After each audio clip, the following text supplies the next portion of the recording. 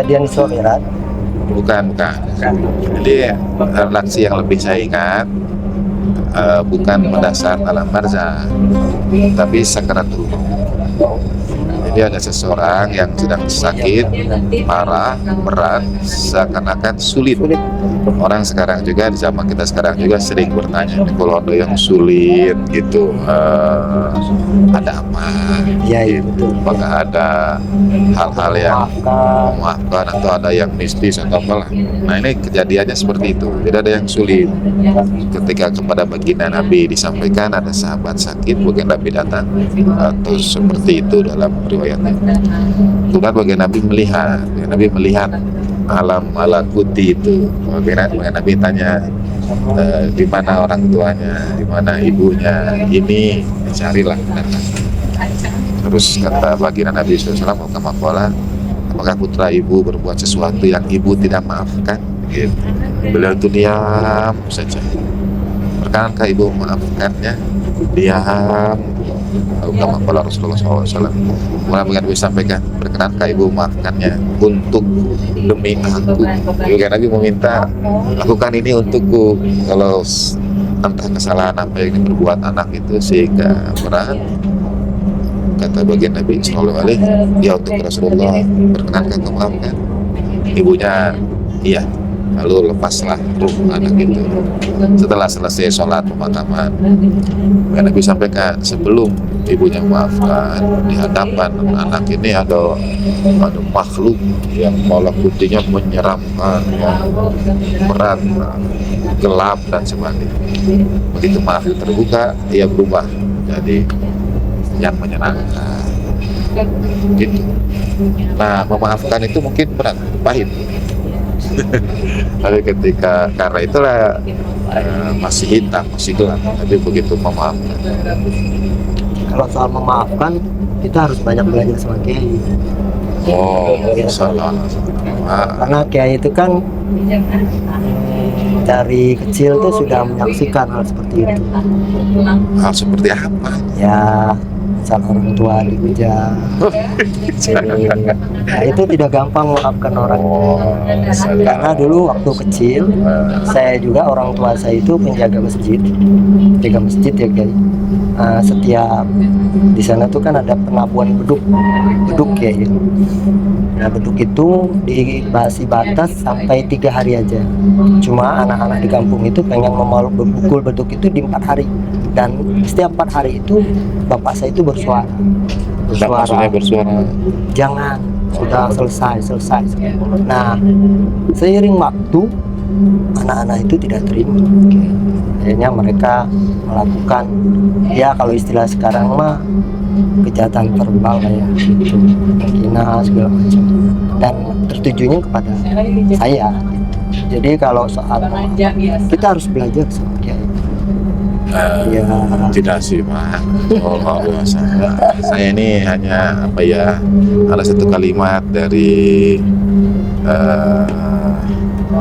penulis Amerika atau Inggris lah, saya lupa. Tapi kurang lebih kalimatnya begini: living well is the best revenge. Hidup bahagia adalah balas dendam yang terbaik. Asik. Woi. Bukan berarti kita ingin balas dendam Pak, tapi kalau kita ada apa-apa sama orang, mereka demikian itu karena mungkin ingin kita jatuh, ingin kita tidak happy, ingin kita hidup malang sengsara, mungkin keluarga pecah dan sebagainya. Mungkin kalau ada yang tidak suka, kita jalani hidup dengan kita tetap rukun, bahagia. Kalau ada orang hasud, itu bagi yang hasud malah lebih menyakitkan, karena orang yang dihasudinya ternyata happy aja gitu. Kalau perkara memaafkan atau tidak apa itu perkara batin ya. Insya Allah maafkan mungkin. Apa yang perlu dimaafkan?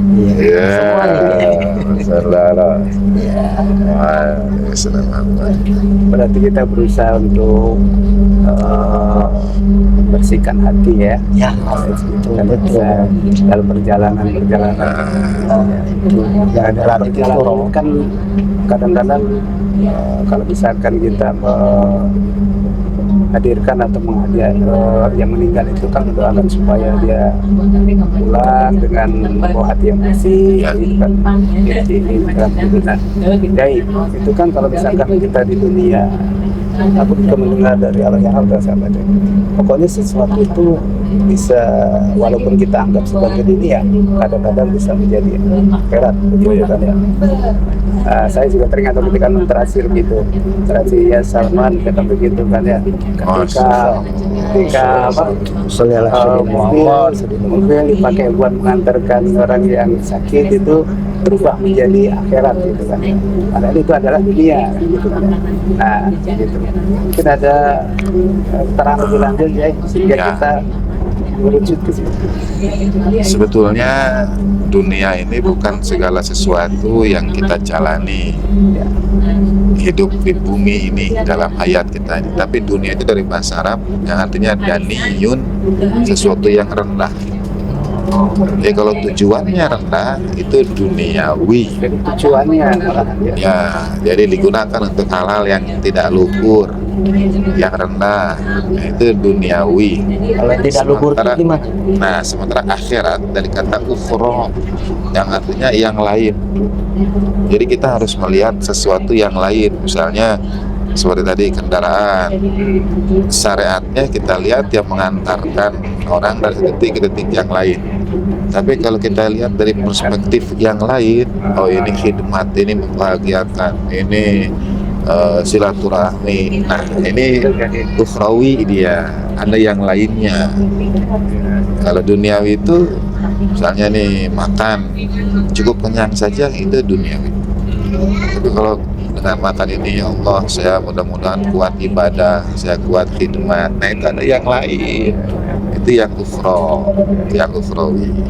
Itu yang saya maksud yang luhur, lebih dari yang adanya aja. Gitu. Kalau kita bertemu buka bersama, misalnya makan saja sudah baik, tapi ketemunya saja, silaturahminya itu ukhrawi. Ukhrawi. Ya. Pantesan ya kalau misalkan rumah yang di situ dipakai buat silaturahmi, baca Al-Quran, Ya. terang di langit, misalnya begitu, itu bagian dari bahwa rumah itu Ya. ukhrawi. Nah, persis. Sekarang misalnya ada rumah besar, banyak kamar, tapi tidak dimanfaatkan, kosong. Nah, dia rendah. Karena tidak ada manfaat. Gitu. Di jannah deh. Kok kesana Pak? Ya, kok kesana itu ya? Waduh, luar biasa ini rumahku, surgaku. Gaku ya. Sudah ya. Karena saya percaya seperti itu, bait di jannati itu bukan nanti tapi sekarang.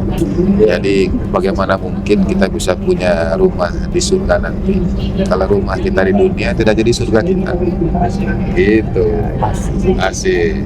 Jadi rumah di surga diawali dengan menjadikan rumah kita di dunia surga kita. Nah, itu kan luhur, ada sesuatu yang lain. Rumah bukan sekedar bangunan tempat kita tidur, apa tuh?